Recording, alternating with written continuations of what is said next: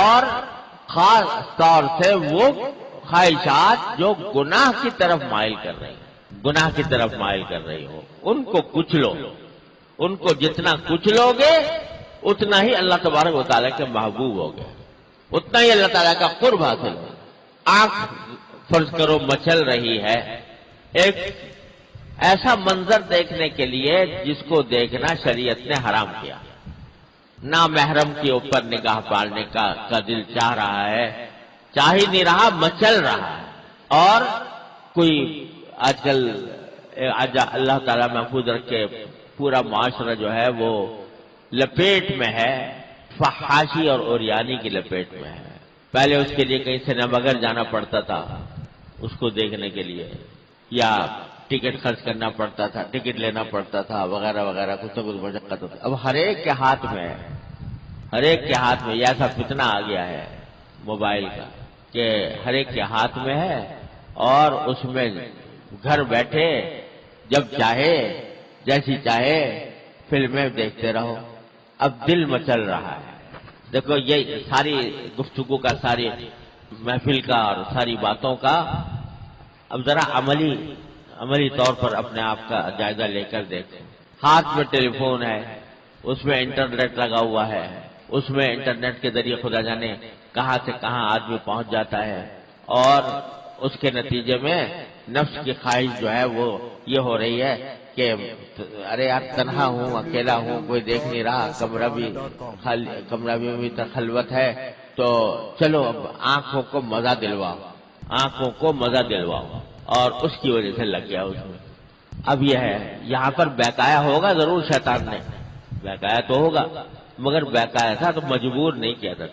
کوئی تمہارے اوپر ڈنڈا لے کے کھڑا نہیں ہو گیا تھا کہ اگر نہیں کرو گے تو ماروں گا تمہیں، بلکہ اس کی سے محض ایک تمہیں راستہ دکھایا تھا، یار یہ کر لو مزہ آئے گا. تم نے کہا اچھا آئے گا، چلو بھائی. اس ترغیب کے اوپر تم نے اپنے آپ کو خود ڈال دیا، یہ نفس نے تم کو ڈال دیا. اب اس موقع پر ہے امتحان، اللہ کے بندے ہو یا شیطان کے بندے ہو. اگر اللہ کے بندے ہو تو اللہ کا حکم مان کر چھوڑنا ہوگا. یہ حسن نفس، یہ مزہ، یہ لذت جس کی طرف شیطان بلا رہا ہے، جس کی طرف میرا نفس مجھے مجبور کر رہا ہے، یہ میرے اللہ کو ناراض کرنے والی ہے، یہ جہنم کی طرف لے جانے والی ہے. آج تو میں اپنی آنکھ کو مزہ دلوا دوں گا، لیکن جب یہ آنکھ آگ میں جلے گی اس وقت سب مزہ سب دھرا رہ جائے گا. کیا مزہ کیا تھا، یہ آنکھ جب آگ میں جلے گی. تو اگر آدمی اس تصور سے کہ یہ چیز جو ہے میرے اللہ کو ناپسند ہے، میرے اللہ کو یہ مجھے جہنم میں لے جا رہا ہے، اللہ کی ناراضی مول لینے والی ہے، اللہ کی خفگی مول لینے والی ہے، اس تصور سے جب چھوڑو گے اور اپنی خواہش کو کچلو گے، یہاں پر کچلنے کا حکم ہے، کچلو اس خواہش کو. تو جب کچلو گے تو جتنا کچلو گے اتنا ہی میرے پروردگار کی نگاہ میں محبوب ہو جاؤ گے، میرے پروردگار کی نگاہ میں مقرب بن جاؤ گے. یہ میرا بندہ. ان عبادی لیس لک علیہم سلطان میں داخل ہو جاؤ گے. اللہ میں نے جس کے بارے میں پہلے سے شیطان کو چیلنج دے دیا تھا کہ تو بڑا شیخیا بگاڑتا پھر، لیکن میرے جو بندے ہیں ان پر تیرا کوئی قابو نہیں چلے گا، اس میں داخل ہو جاؤ گے. ان عبادی لیس علیہم سلطان. اللہ تو اللہ تعالیٰ کیا قرب حاصل ہوگا. تو اسی لیے یہ جو خواہشات نفس ہے نا، یہ اللہ جو حضور نفس ہیں جو انسان کو گناہ کی طرف لے جانے والے ہیں، ان کو اللہ نے پیدا ہی اس لیے کیا ہے کہ ان کو کچلا جائے. ارے ان کا مقصد تخلیق ہی ہے کہ ان کو کچلا جائے. دل میں جو یہ خواہشیں پیدا ہو رہی ہیں، ضرب لگاؤ ان کے اوپر، ضربے لگاتے رہو، یہاں تک کہ جب ضربے لگا کے اللہ تبارک و تعالیٰ کی بارگاہ میں اس کا قرب کا مقام تمہیں حاصل ہو جائے. ان عبادی لیس لک علیہم سلطان میں داخل ہو جاؤ گے. نہ بچا کے تو رکھ اسے کہ یہ آئینہ ہے وہ آئینہ، اقبال کہتا ہے دل کے بارے میں.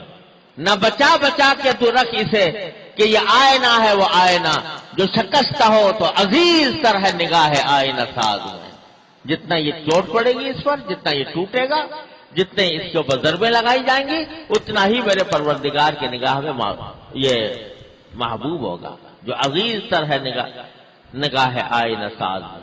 تو سارا بھائی سارا جو انبیاء کرام علیہ السلام کی تعلیم، ان کے وارثوں کی تبلیغ، ان کی دعوت، ان کا وعظ، ان کی نصیحت، ان کے جتنے ان کی جد و جہد ہے وہ ساری اس کے گرد گھومتی ہے کہ بندہ ان نفسانی خواہشات کا غلام بننے کے بجائے اللہ کا بندہ بنے.